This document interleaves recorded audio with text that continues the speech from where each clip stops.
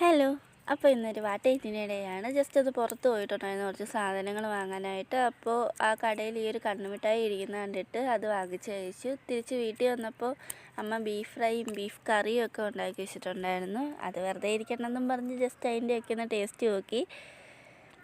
വൈകുന്നേരത്ത് ചായയുടെ കൂടെ കഴിക്കാനായിട്ട് ഈ ഒരു മസാല ബോണ്ടയായിരുന്നു ഉണ്ടായിരുന്നത്. ചായയൊക്കെ പിന്നെ കുടിക്കാമെന്നും പറഞ്ഞ് അപ്പം തന്നെ ഞാൻ ഈ മസാല ബോണ്ട എടുത്ത് കഴിച്ചു.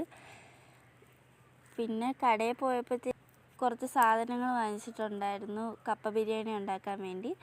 അപ്പോൾ രാത്രി ചീനിയും ബീഫും ഒക്കെ ആയിട്ട് കപ്പ ബിരിയാണി ആയിരുന്നു ഉണ്ടാക്കിയിരുന്നത്. അങ്ങനെ അതെടുത്ത് കഴിച്ചു. പിന്നെ ഈ ഒരു വാഫർ റോളും വാങ്ങിയിട്ടുണ്ടായിരുന്നു, അതും എടുത്ത് കഴിച്ചു.